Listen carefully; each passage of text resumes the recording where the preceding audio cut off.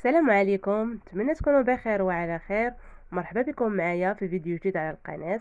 الا كنتوا اول مره تزوروا القناه، مرحبا بكم. اشتركوا في القناه وفعلوا الجرس باش يوصلكم اي فيديو جديد ان شاء الله. اليوم ان شاء الله غنشارك معكم واحد الكيك اللي كيجي رائع، والشكل ديالو اكيد بانه كيفكركم في حلوه سنيكرز او بيمو سنيكرز اللي كيجي رائع، لا من ناحيه الشكل ولا من ناحيه المذاق. صراحه كتجي رائعه، خصوصا ديك القرمشه ديال الكاوكاو او الفول السوداني مع ديك الكريمه، كتجي خطيره ومقاديرها الاقتصاديين، وكتجي بنينه بنينه بنينه بزاف صراحه. حتى تجربوها وغتعرفوني علاش كندوي. كريمه اللي ساهله وبنينه بزاف بزاف، كتجي معلكه من الداخل. نتمنى ان الفيديو ديال اليوم ينال الاعجاب ديالكم، وشاركوا الفيديو مع الاصدقاء والاحباب ديالكم، وشاهدوا الفيديو للاخير باش تشوفوا جميع النصائح ان شاء الله. ما نطولش عليكم وندوزو على بركه الله للمقادير وطريقه التحضير. غنحتاجو على بركه الله، عندي هنا واحد زوج بيضات يكونوا بحراره المطبخ، كاس ديال الحليب، كاس سكر سنيده، كاس معامش ديال الزيت، ساشي ديال الكاكاو، جوج ساشيات خميره الحلويات من فئه 8 غرام كل وحده، اي المجموع 16 غرام، ساشي ديال الفاني، وواحد القبصه ديال الملح. وهنا عندي الدقيق الفورص اللي غربلته من قبل، ضروري انكم تغربلوه. وبالنسبه للقياس ديال الفورص غنقول لكم شحال خدات معايا بالضبط في الفيديو. كنجيب كأس ديال الخلاط، كيف ما يمكن لكم انكم تستعملوا الباطور او الخلاط الكهربائي او اليد ديالكم. كنوضع فيه دوك زوج بيضات، وكاس ديال السكر سنيده، وواحد القبيصه ديال الملحه، والساشيه ديال الفاني. الا بغيتو تعوضوها بقشور الحامض يمكن لكم تعوضوها بقشور الحامض. غناخذ جميع هاد العناصر وغادي نحاول نطحنها مزيان حتى تنسجم ليا مع بعضياتها ويتغير ليا اللون ديال البيض. في هذه المرحله كنضيف كاس ديال الزيت وكاس ديال الحليب، وغادي نحاول نطحن هاد العناصر مزيان او نخلطهم مزيان حتى ينسجموا ليا مع بعضياتهم على هاد الشكل. هنا كنجيب واحد البول وكنخوي فيه الخليط ديالي من بعد ما خلطته مزيان، وغنبدا نضيف الدقيق تدريجيا. بالنسبه للدقيق ضفت الكاس الاول اللي غربلته عفوا، وكنضيف ليه ساشي ديال الكاكاو المر، وغادا نضيف زوج خمارات ديال الحلويات 8 غرام في كل وحده، اي المجموع 16 غرام. وغادا نحاول نغربلهم مزيان باش نزود داك الكويرات، ونخلط هاد العناصر مع بعضياتها حتى تجانس ليا مع الخليط. من بعد كنجيب الكاس الثاني ديال الدقيق وغنحاول نضيف غير النصف فقط. حاولوا انكم تضيفوا الدقيق تدريجيا حتى تشوفوا شحال غتاخد معكم، يعني القوام ديال الكيك ما يكونش ثقيل بزاف وما يكونش خفيف. هنا ضفت كاس ونص وبان لي الخليط باقي تقريبا باقي جاري. غادي نضيف نص كاس الاخر، اي جوج كيسان، وغنخلط مزيان حتى نتحصل على القوام اللي بغيت. في هذه المرحله بان لي ان الخليط باقي سائل واحد شويه، غادي نضيف ليه واحد الملعقه ديال الدقيق ونخلطها مزيان على هذا الشكل حتى نتحصل على هذا القوام اللي تيكون كريمي، ما تقيلش بزاف وفي نفس الوقت ما خفيفش. يعني في المجموع خدات معايا جوج الكيسان وملعقه. هنا كنجيب المول العجيب، دهنته بالدقيق دهنته بالزبده وغبرته بالدقيق، وخويت الخليط ديالي فيه وغندخلها الطيب. بالنسبه للطياب ديالها كندخلها للفران وكنشعلو وكنقص العافيه ونخليها طيب مده ديال 30 دقيقه حتى 35 دقيقه. وسيكون هذا هو الشكل ديالها من بعد ما كتخرج من الفران. كتجي كيكه اللي هشيشه بزاف ورطبه. غادا نحطها جانبا ونخليها تبرد. بالنسبه للكريمه اللي غادي نعمرو بها الوسط ديال الكيك، غنحتاجو هنايا واحد الكاس ديال السكر سنيده، وتقريبا واحد 150 غرام ديال الكاوكاو او الفول السوداني اللي تيكون محمر، كاس الا ربع ديال الماء، وواحد الياغورت اللي يكون طبيعي او دارون مسوس، وواحد الملعقه كبيره ديال الزبده، وملعقه ديال النشا اللي يمكن لكم تعوضوها بالدقيق الا ما عندكمش.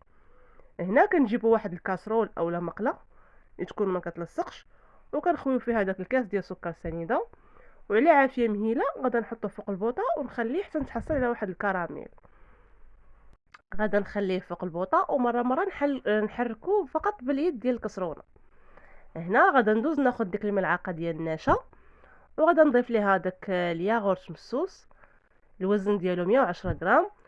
وغادا نحاول نخلط هاد العناصر مع بعضياتها مزيان حتى نتحصل على واحد الكريمه. ملعقه ديال النشا ودانون من فئه 110 غرام، ضروري يكون دانون مسوس. غنخلطهم مزيان على هذا الشكل حتى نتحصل على كريمه اللي تكون على هذا الشكل. حاولوا انكم ما تخليوش الدقيق فيها، خلطوها مزيان حتى تحصلوا على واحد الكريمه اللي تكون لينه. هنا من بعد كنرجع للسكر ديالي، كنلقاه بانه راه بدا كيتكراميليزا على هذا الشكل. ضروري ان العافيه تكون مهيله، ومره نحركوا الكسرونه فقط بالايد حتى يذوب لنا السكر كامل. من بعد كنجيب واحد الملعقه خشبيه وكنحاول نخلط هكا داك السكر مزيان باش يذوب وما يتحرقش في نفس الوقت. كنأكد عليكم ضروري ان العافيه تكون مهيله بزاف باش الكراميل ما يتحرقش دغيا. صافي كنستمر بالتحريك ديالو حتى كيذوبوا ليا جميع القطع ديال السكر ساينه اللي كتكون تحجرات. ضروري انكم تاكدوا من الكراميل ديالكم بانه داب مزيان داك السكر ما بقاش. في هذه المرحله كنضيف ديك المعلقه كبيره ديال الزبده وغادا نحاول نخلطها مزيان حتى تذوب حتى هي وتدخل في داك السكر سنيده اولا الكراميل. كنستمروا بالتحريك بالملعقه الخشبيه حتى تذوب ديك الزبده مزيان ونتحصل على واحد الخليط اللي كيكون سائل ومتجانس. من بعد ما كتغلى ديك الزبده مع السكر سنيده كنجيبوا داك الكاس لاروب ديال الماء وكنحاول نخويه تدريجيا.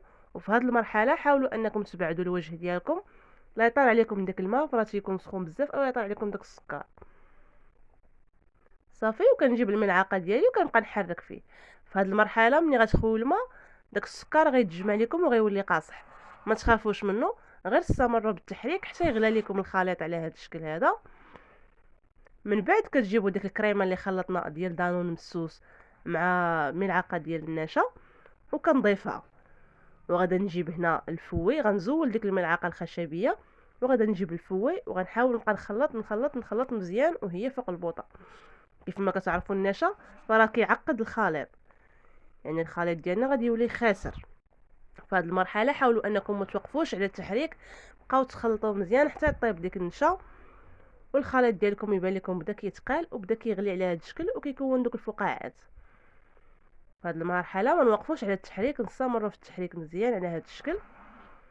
مني يبان لنا الخليط بانه بدا كيتقال شويه كنجيب داك الكاوكاو اللي حمرته من قبل وكنضيفوا ليه وكنخلط. كيف ما كتلاحظوا معايا فهذه هي كريمه سنيكرز، كتكون على هذا الشكل.